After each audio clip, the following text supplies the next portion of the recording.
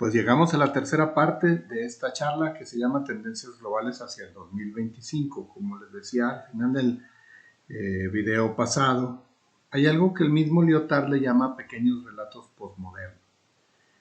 Estamos en presencia de un movimiento muy importante hacia la diversidad que tiene que ver con el género, con no solamente la aceptación, sino verlo como algo común, la diversidad de género, el movimiento lésbico gay, que está teniendo una gran aceptación y además donde sus luchas se están viendo ya favorecidas. Entonces ahorita es un pequeño relato postmoderno. De hecho, anteriormente les llamaban minorías.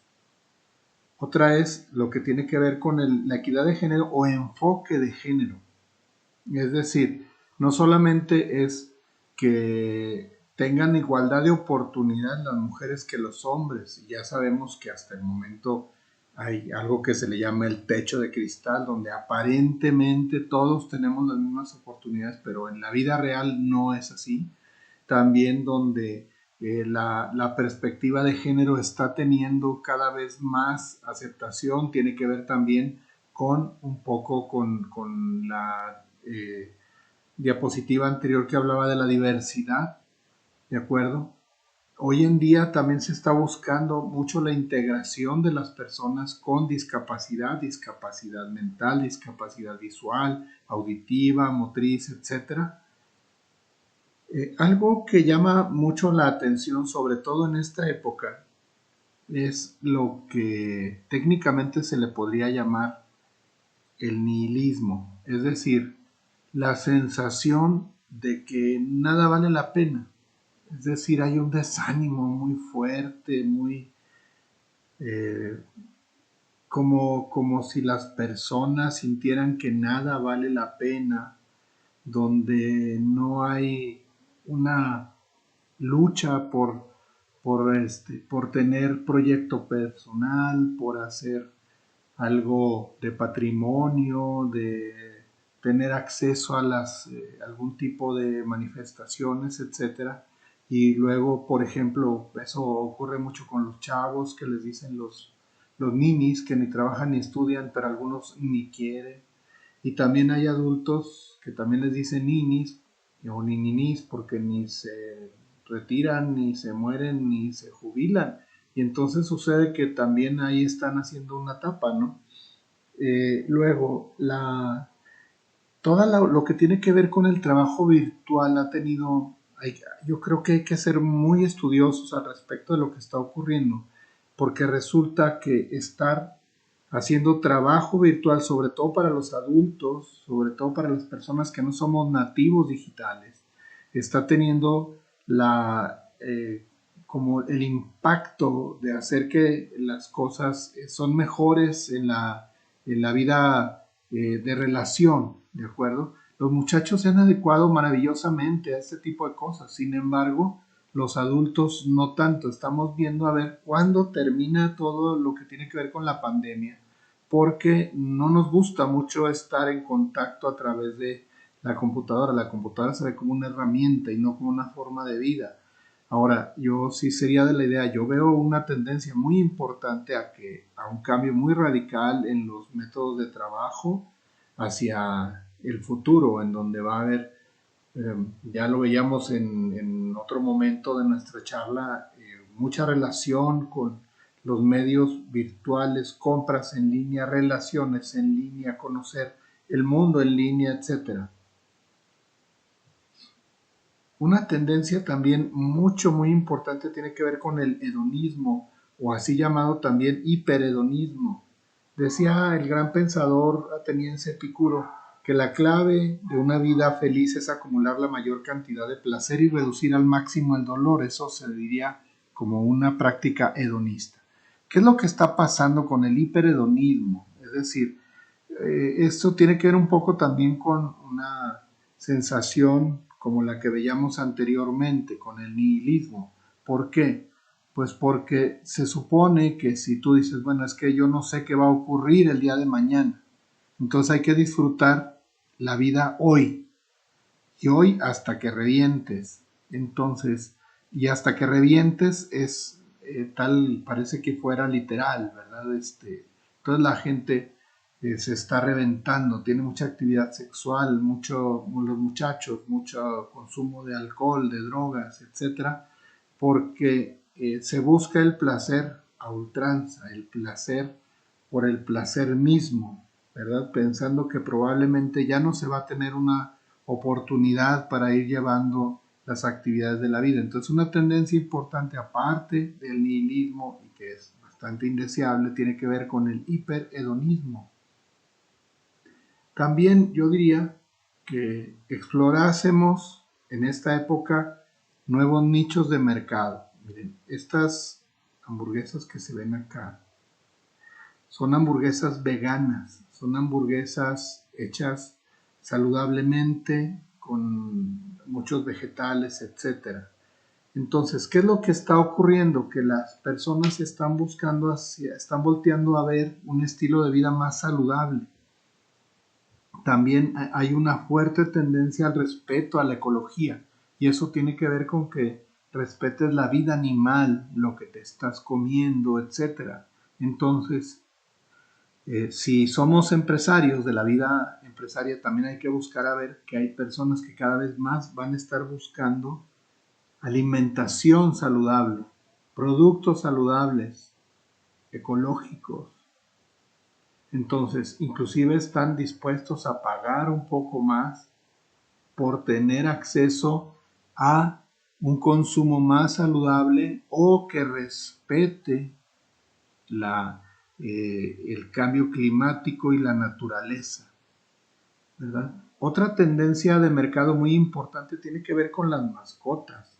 A mí me llama la atención que inclusive se les ha denominado perrijos, por ejemplo. Y yo conozco casos de perritos que viven pues una vida como si fueran humanos, es decir, tienen reuniones sociales, les hace pastel de cumpleaños, tienen cuidados que tienen que ver con la alimentación, con sus vacunas, y el trato que se le da es de, pues como si no fuese un animal, sino más bien un miembro más de la familia. Entonces, ¿qué es lo que está ocurriendo? Pues que cada vez más vemos, en vez de ver clínicas veterinarias, que era como se le denominaba anteriormente, pues se les ve como hospitales de mascotas o empresas que se dedican y que tienen una visión diferente hacia las mascotas, no solamente hacia los perros, pueden ser los gatos y puede ser otro tipo de mascotas. Entonces, ahí hay un nicho de mercado muy importante. Otro nicho de mercado importante tiene que ver con la paz interior. La gente de todas maneras, aunque no sea a través de la religión, busca la paz espiritual, busca el alivio espiritual. Y muchos lo están buscando a través de la meditación, de la práctica de la actividad como el yoga, o de una manera de vivir la vida como es el llamado mindfulness. Es decir, que la vida trae tanta complicación, trae tal nivel de estrés, trae tal nivel de inquietud, que entonces se torna importante para la salud integral que tengas paz interior. Entonces son algunas ideas, debe haber más, muchas más, por ejemplo las que tienen que ver con reuniones virtuales, con las redes sociales, etcétera. Entonces hay que explorar qué nos está trayendo como novedad y como cambio radical en las formas de vida y de ser por la situación de la emergencia sanitaria. Entonces, permanecer y anhelantes de lo que antes ocurría, lo único que nos va a traer es, pues, el pensamiento de que no, que las cosas no están bien. Entonces, hay que buscar esos nuevos nichos de mercado para que nos lleve a situaciones novedosas, sobre todo si nos dedicamos ya sea a la vida empresarial o que estemos buscando nuevas formas de cómo ir viviendo nuestra propia vida. Hay algo que es francamente para mí de pronóstico reservado. Lo primero que es de pronóstico reservado para mí es qué va a pasar con la salud mundial. Hay más de 150 vacunas en proceso, hay unas que van muy rápido, o sea, por un lado los políticos y las farmacéuticas están como muy acelerados diciendo que eso va a ser rápido, y hay científicos que dicen que hay que ser muy cuidadosos porque las vacunas y todo esto tienen un tiempo de prueba muy grande, de observación, de reacciones. Hay quien dice que no estamos como para hacer eso, sino que pues estamos en una situación emergente, la economía está cayendo terriblemente, estamos en una situación de crisis. Yo vislumbro una situación de pospandemia muy similar a la posguerra, porque los países están cayendo, sus economías no se van a caer entre el -6 y -8, -10% a nivel global. Es raro el país que va más o menos a salir tablas de esta situación. Entonces hay que tener una mentalidad, yo diría, parecida a la posguerra. O sea, y no tanto, bueno, de hecho hay quien piensa que esta es una forma de guerra biológica. Yo diría que, bueno, el efecto va a ser el de las guerras, porque la economía va a quedar devastada, va a quedar con mucha gente muy endeudada, con gente sin empleos, etcétera. Entonces hay que buscar que se pueda paliar un poco esta situación y cuanto antes salir adelante. El papel predominante de Estados Unidos con respecto a China cada vez más se ve que es un choque de potencias, y eso es de pronóstico reservado. ¿Qué estará pasando y qué va a pasar en un futuro en este enfrentamiento por el predominio económico mundial entre estas potencias? Yo diría que también habría que sumar a Rusia y una posible reincorporación y si es que vuelven a unirse la Unión Europea, pero donde se ve más clarito es así. Las protestas grupales, las manifestaciones,